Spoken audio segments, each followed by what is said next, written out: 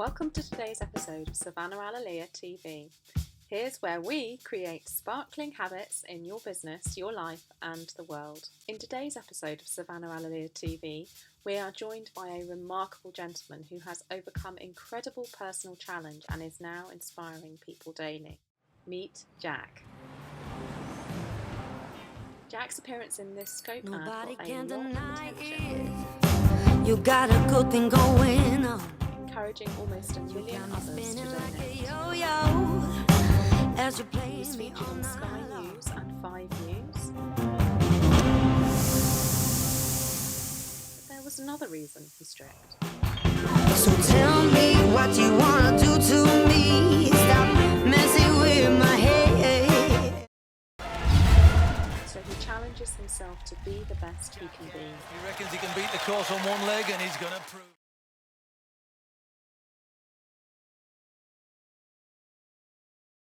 In spring of 2015, Jack Ayres made international modelling news. He walked the catwalks at New York Fashion Week, wearing clothes designed by Antonio Ursi, Lady Gaga's designer.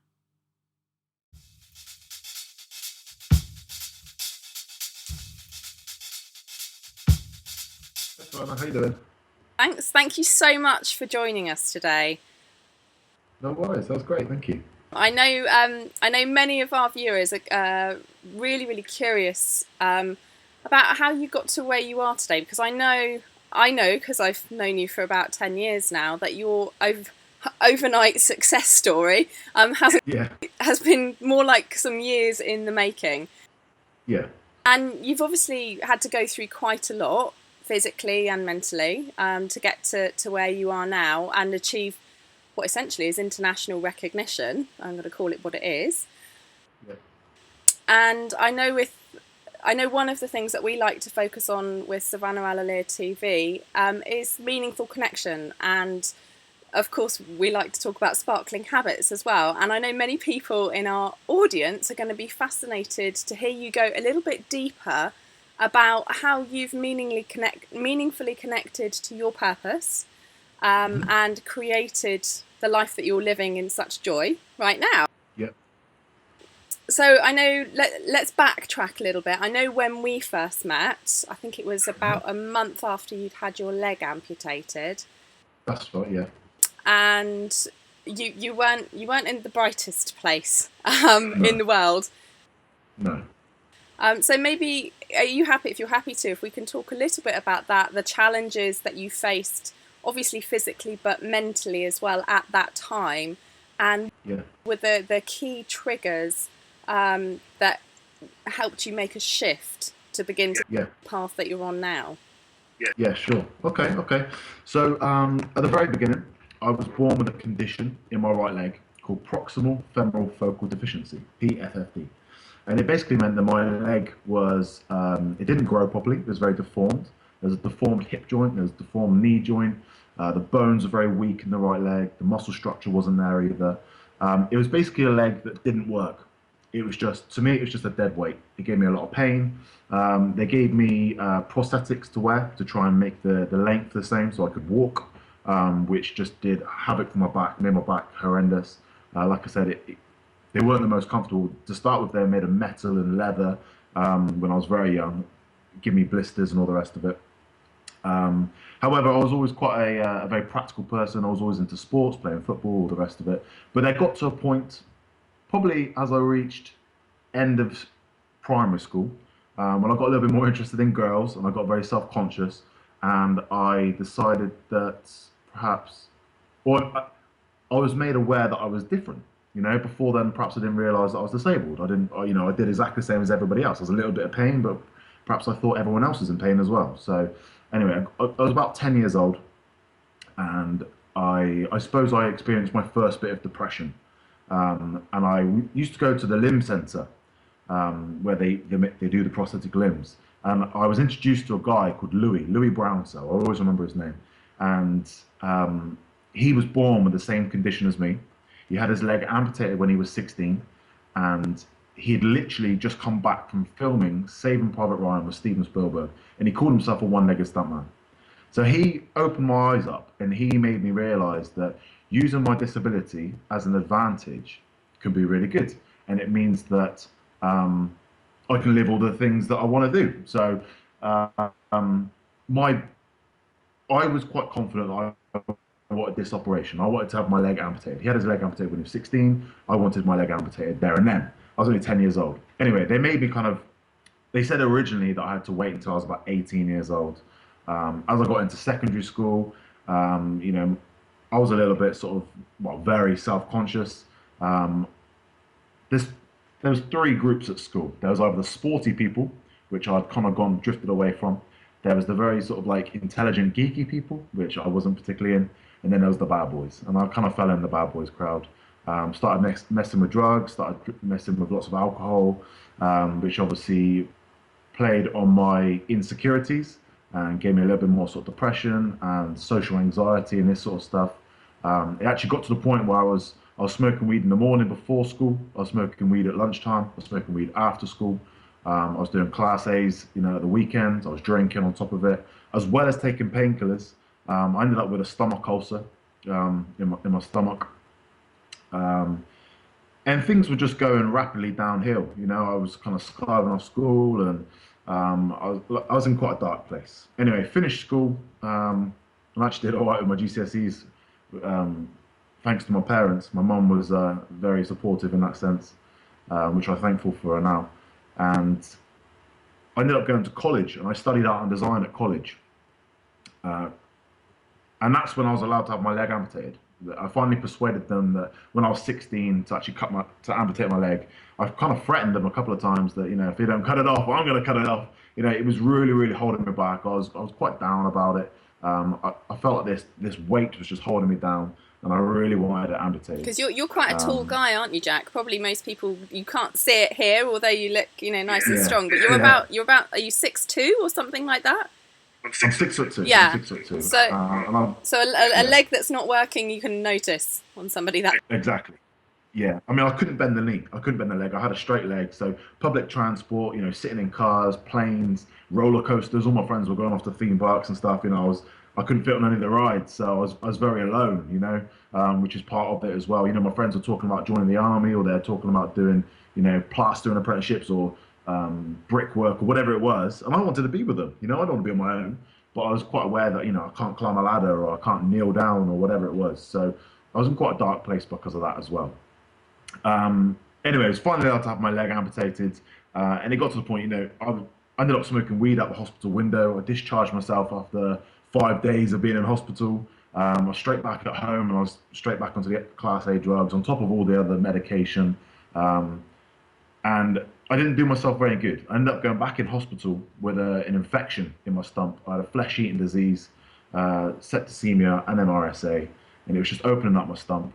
And I was actually in hospital over New Year's Eve. I was on my own in hospital, age 16. I could hear all the nurses, you know, celebrating New Year's Eve, and I had this. I don't know. I suppose it made me think. You know, it gave me time to think, gave me time to realise. And I started to look on the internet for a bit of inspiration.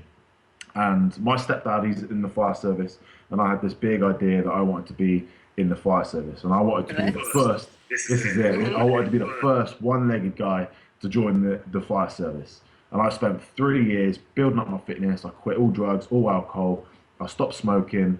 I joined the gym. You know, I completely changed my life around. Completely changed my life. And it was literally overnight as well. It was just because of this life-changing experience of being in hospital, nearly losing my life, nearly losing the rest of my leg, you know, being on my own on such a like memorable night, I suppose, really made me think, really made me realise. Anyway, unfortunately, I didn't get back into the fire service.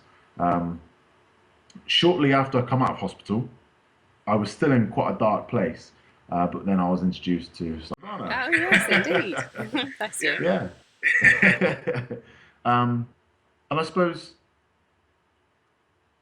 one of the first things I remember, Savannah, you teaching me, was you showed me the video. It was a video at the time.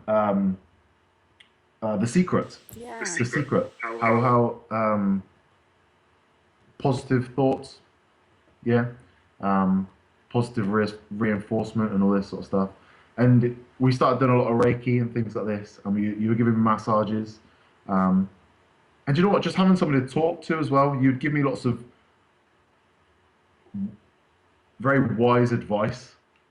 You'd listen to what I'd say. You would, um, I suppose you made me open my eyes up because I think at the time you were just about to go to, I can't remember where you're going. You're going Ecuador. to Ecuador, that's it. Yeah, and it made me realize. It made me realize, yeah. And I think that was part of my inspiration as well. I ended up going traveling. You know, within like a year of having my leg amputated, I think I was 18 at the time, so 2 years after my leg amputated, I ended up traveling for 3 months, which was one of my dreams, which I wanted to do. So, yeah, so that's kind of how I met you. Is well, you went away and you took radical action though, Jack. So you you mentioned the inspiration of the secret and everything, but you went and applied everything, and I think that's the thing that's the most important. You really gripped hold of it, and it meant something to you. It meant the difference between where you were and where you wanted to be, and you Yeah. really ran with it. And I mean, you've done some phenomenal things since then. I mean, I know you're saying now you went off and you went traveling, but you know you've also done things. Everything. I think it was something called Soldiers to Screen. You've done as well, haven't you? The amputees in action. Amputees in, yeah, amputees in action. Yeah. You've been on. You were on the ropes at the opening of the Paralympics. Olympics, yeah, yeah, You've been yeah. named Men's Health. Was it Men's Health Magazine's Man of the Year? Let me get that Yeah. angle twister. Congratulations on that one. Thank you. And you've been on some of the most famous catwalks in the world. You're also, I mean, the list just goes on. You're also doing your own personal training business. And you're looking at how you can support others to achieve their goals, other people with disabilities to achieve their goals. So I guess what I want to ask you, what do you love most about each of the different experiences that you've had so far? What is it? What are the things that you've enjoyed the most? What has it brought you? What has it made you realise about life? Do you know what? It's got to be the people that I've met. It's got to be the people that I've met. It's some of the people that I've met along the way on the journeys have really inspired me. I'm quite easily inspired. I like a powerful person in my life. I like to be inspired, um, and I feel that I think the biggest thing for me, I met this Louis Brown cell when I was like 10 years old. He called himself a one-legged stuntman. Within 2 years of having my leg amputated, I found this agency called Amputees in Action. They work alongside the military. They do stunts on film, so they do horror films. We get eaten by vampires and werewolves and stuff. And I could call myself a one-legged stuntman. You know, I'd literally just spent like 8 years of my life trying to work towards a goal, and I'd finally made it. So that was my first kind of sense of achievement, long term. Um, and I think that was the beginning of it. You know, that was the seed that got planted, and it was growing then, and it gave me the confidence. It was the amputees in action who introduced me to training for the Paralympic opening ceremony. So it was thanks to them. Um, I believe when you open one door, another door is opened after that, and another door is opened, and you meet new people, and they open new doors for you. I really, really do. Um, so I would say it's the contacts that I've made, and it's not about the end goal. It's always about the journey. It's always about the journey, and I want a long journey. I want to learn Yeah, a and it lot. sounds like you're having an So, enjoyable one. yeah, Most yeah, importantly, absolutely. the journey's the longest bit, isn't it? I think everybody forgets that Yeah, bit sometimes. Everyone's like, "Oh, I've got to get here. I've got to get here. This is the goal. This is where I've got to be." And don't get me that's wrong, it. it's great to have a goal. I think it's really important, and it gives you purpose and drive and meaning. Yeah, But I don't know if you agree with this. It's the bit that's the longest. It's the yeah, journey. yeah, So yeah. you got to enjoy that bit and get comfortable with One that hundred bit. percent. 100%. I think a good example of that as well is when I was in hospital or whatever it was. I wanted to I wanted to be in the fire service, so I deliberately got myself fit. If I hadn't had that thought, if I hadn't tried for the fire service, which didn't work out in the end, for good enough reason, but if I hadn't tried, if I hadn't got into fitness, then I wouldn't have got my level two gym instructor. I wouldn't have got my personal training. I wouldn't be working with the army because I wouldn't be fit enough. I wouldn't be doing the Paralympics 'cause I wouldn't be fit enough to climb a rope. I wouldn't be doing the personal training I'm doing now. I wouldn't, there's a lot of stuff that would have happened if I hadn't opened that door. So I believe that, sometimes a small step forward, a small goal, could feel a little bit disappointing to start with, but I think it's where it leads. It's where it leads. And I think it's really important to remember that as well. You should always remember where you come from, and I think it's always important to look forward, but just as equally important to look back to where you've come from and remind yourself, what you've achieved. Agreed. I love it. That's awesome. So, can I ask you then? I've got a couple of questions really. Who do you hope to inspire with what you're doing? I want to be the Louis Brown cell. I really want to inspire young disabled people and new disabled people. If it wasn't for me, if I didn't meet this guy, Louis, when I was 10 years old, who knows what would happen? I live in Bournemouth now. I've managed to move away. Originally, I'm from Wales in Somerset, and I've moved myself away from perhaps a certain couple of people who, looking back on now, are in a completely different place to me. They're still doing drugs. They've got, kids. They're not with the partners anymore. They're not living a life. They're not living a life that I'd ever want to live anyway. They're just in like a 9 to 5 job. Not really going anywhere, not really doing anything. I imagine they're probably going to be in the same place in 10 years' time. And I believe that, I could have easily been inspired. I just said that I've been inspired by people. I could easily be inspired by them. I could have been in their shoes. I probably, I would have been in their shoes. So, would you say proximity has a big thing to do with where you're at? You really went for and kept yourself around people who inspire you in situations that inspire you, and took yourself out of situations where people weren't inspiring you, where you weren't feeling uplifted and amazing. And it's a harsh one in one way, because you do have to make quite a strong decision. But is that something to do with what's made your happiness? Huge. So another thing, so another little lead from what we've just talked about is I joined this agency, Amputees in Action. They introduced me to a Paralympic talent spotting day. When I went to a talent spotting day, they showed me lots of different sports. One of them was wheelchair basketball. I started playing wheelchair basketball. I joined a club. I was then introduced to the Great Britain wheelchair basketball team, and I was playing wheelchair basketball for 4 years, representing GB juniors. I travelled overseas. I was doing tournaments. Amazing experience. I had a TAS scholarship, talented athlete scholarship scheme at Bath Uni. So I met all the top guys over there. They did loads of went to Loughborough. They did all these VO2 peak tests on me. It was amazing, absolutely incredible experience. And I remember this one thing that my GB coach said to me, my basketball coach said to me. He said, "Surround yourself by great people, and great things will happen." And I live by that now. I love that saying. I always say it now. I always say it to my clients. I always say it to somebody who's perhaps afraid of moving on, afraid of change. Surround yourself by great people, and great things will happen. Love that. I'm gonna make that a tweetable, I think, for this. Surround yourself with great people, and great things will happen. I love it. Absolutely. Thank you, Jack. So what's next? More modelling, more work with a prosthetic company I know you're doing some stuff with as well. You talked a little bit about a project that you've got happening in the wings. I don't know if you want to share a little bit about that. Definitely. So I think I feel like I've got my fingers in lots of different pies at the minute, and I have got a 10-year plan. I have got a 10-year goal where I want to be. I think the modelling is really good. I'm doing lots of modelling at the minute. Ideally, I want to do more fitness modelling, sports-related modelling, which kind of supplements and complements the personal training, gets my name out there, and gives me a bit more sort of value.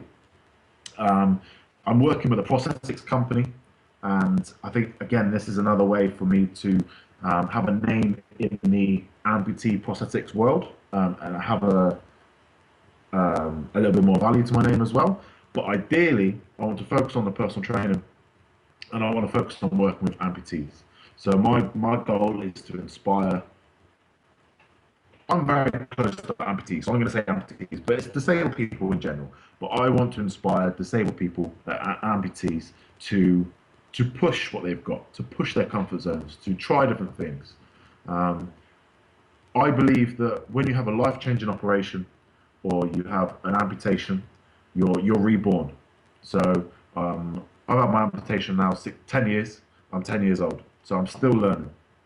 When you lose a leg, you have to learn how to walk again. You have to learn how to walk down stairs, down slopes. You have to learn to put your shoe on, how to put your trousers on by standing up on one leg, try balancing doing that. So you're born again.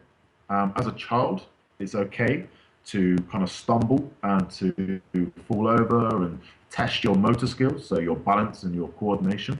But as an adult, you can feel vulnerable, and people look at you in a vulnerable way, and that can really have a knock on your confidence. So I believe the best way to develop your motor skills, the best way to improve these, is by doing sports and by doing exercise.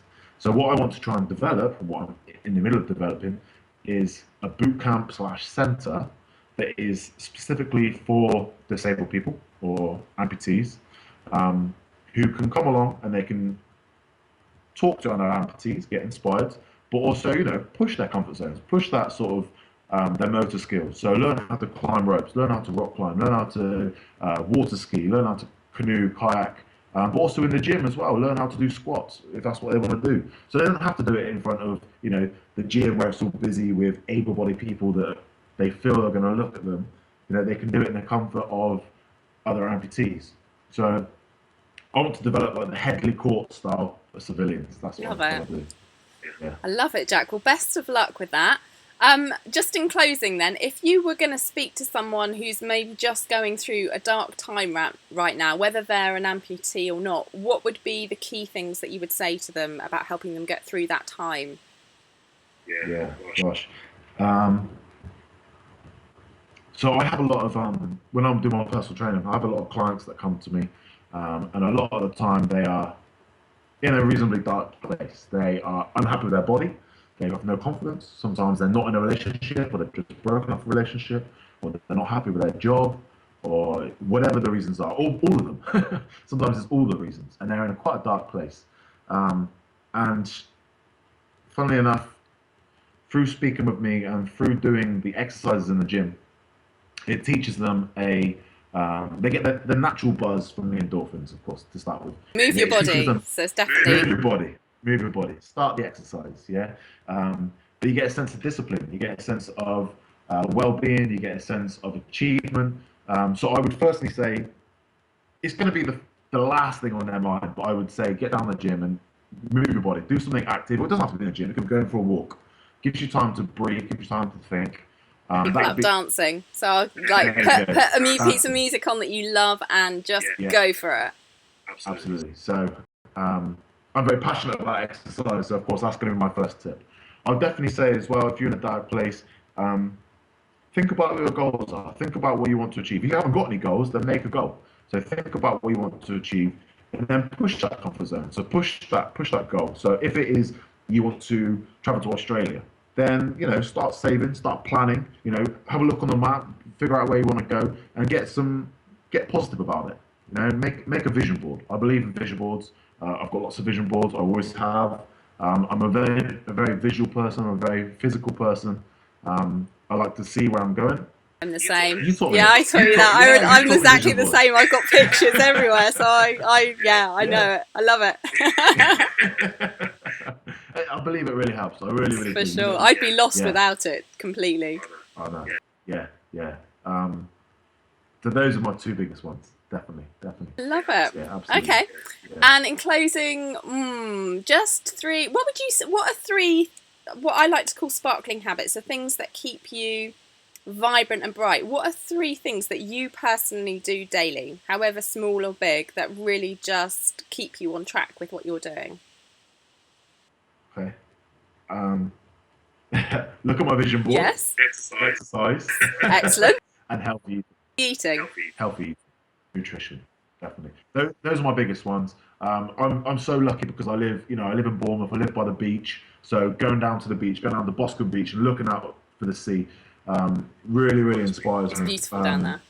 It's so beautiful. I love it. Absolutely love it. So I feel that my attitude and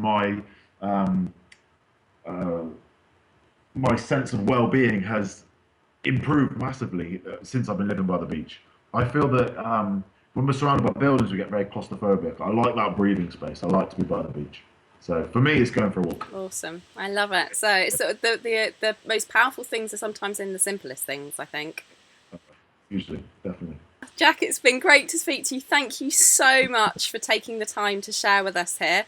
I know that you're going to go on to continue to inspire many, many people, millions of people, I believe, over the rest of your life with everything that you've got planned. So I'd love to stay in touch as well, and we'll follow your journey if you're happy for us to do that and see how it unfolds.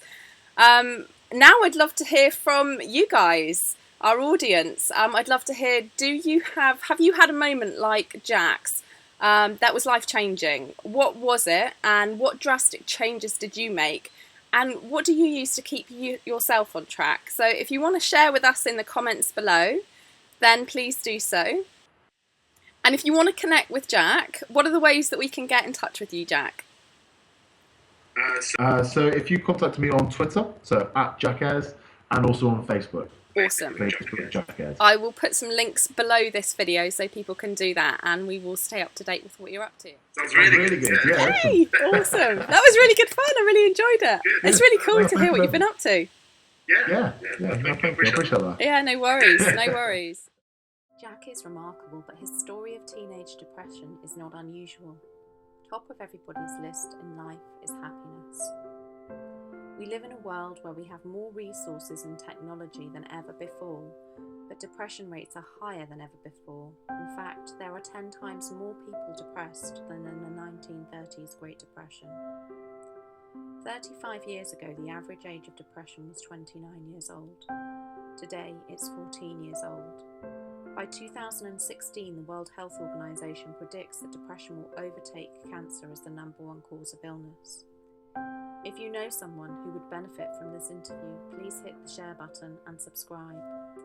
Let's make a difference. Let's take a stand for happiness. I believe you deserve to be happy. I believe we all do. Perfect. Awesome. Thank you so much for your Oh, time. it's good to speak to you, Savannah. You too, Jack.